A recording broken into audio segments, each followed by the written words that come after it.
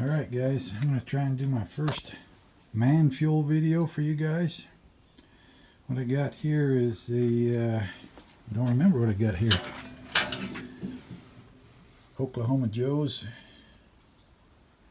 This is the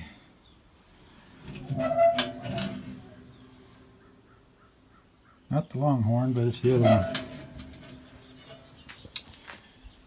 What I've done with this one, so I went ahead and instead of bolting it together, I went ahead and welded it together.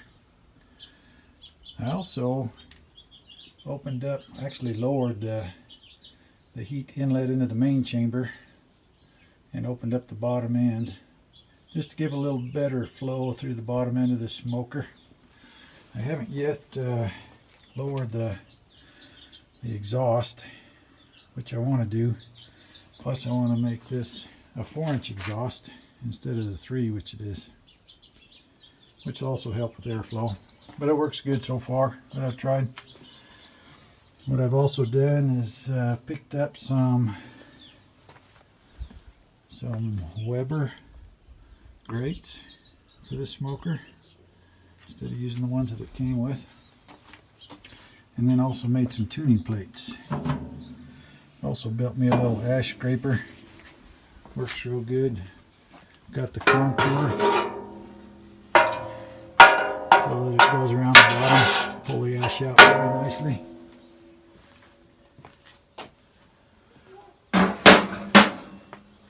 Still real cold here where I'm at, and so it's not the easiest thing to do, smoking meat this time of year.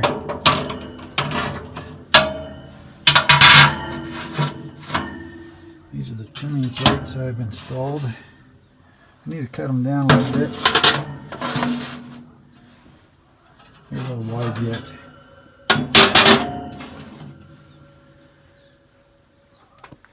And I've got the one over the firebox there. So far it's been doing good. Again, it's no longer bolted but welded together, so I've got a lot less air leakage. Another area that I'd like to change is this door.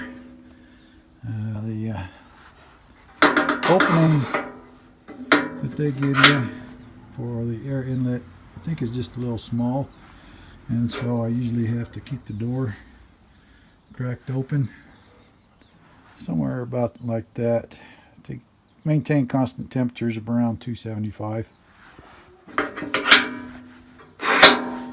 But that's going to be probably changed in the future.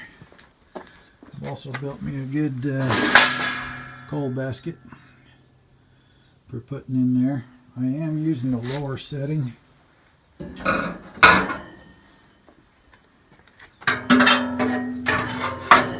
lot of guys will turn this 90 degrees so that your coal's set up higher. I want a lower draft, and so I keep that down low. And then I've got my handy dandy ash puller, and it works good for getting under that grate. That's in there. Slides right in there for pulling the ash out when I need to. Plenty long enough. Hitting the back of the stove now, or the firebox.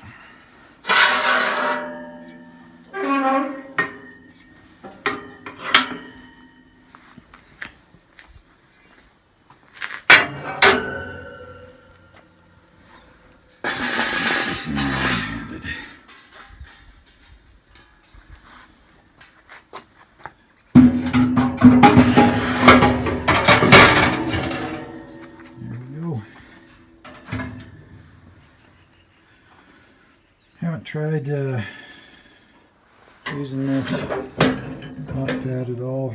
I have noticed, even with the way I'm running it, I get that burn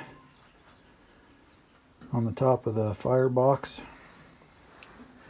What I have been doing is just hitting it with some PAM spray throughout the cook period, just to keep it from rusting. So far it's doing a good job keeping that metal protected while that paint is burnt off, probably all burnt off by now. And what you're seeing is probably just burnt oil on there. When it gets warmed up, I'll probably go ahead and hit it with a wire brush and re-glaze it with some fresh oil.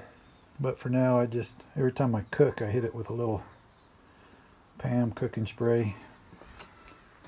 Probably anything will work. Legs are also welded on so that there's no flexing or twisting on those. As soon as I got it, I noticed that these legs like to twist. I did not like that. And so those are welded on. Got my bar on upside down just because I want to lower this exhaust stack, which I will eventually do. Also make it a 4-inch. I don't have the extra temperature thermostat yet in this side, but using these probes, I don't know if I really need to. I've got one for the grill temp, and then I also put one in the whatever meat I'm cooking so I can monitor that. I did drill for the Weber grommet so that I got easy probe access. Other than that, I've tried pork butt on it. It does a good job on that. Some top sirloin roast, which I'll be cooking today, just to make some nice roast beef or French dip sandwiches. But that's the cooker, what I've done to it so far. Still cold here.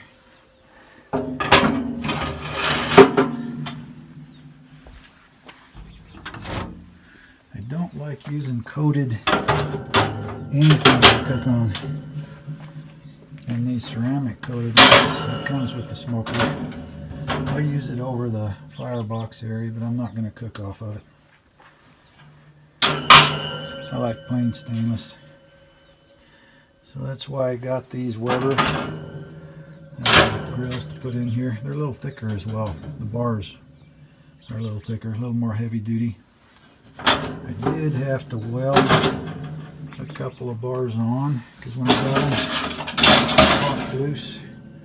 Not on this one.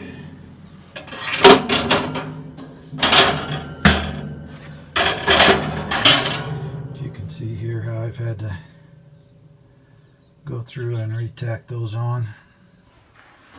Not difficult, but now it's not. Those bars have to pop off.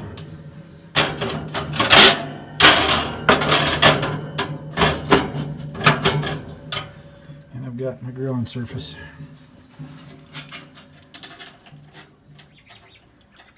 I do like to use a water pan in here when I'm cooking.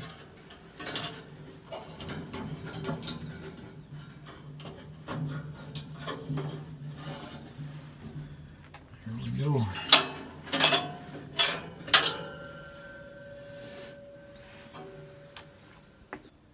Okay, this is a top sirloin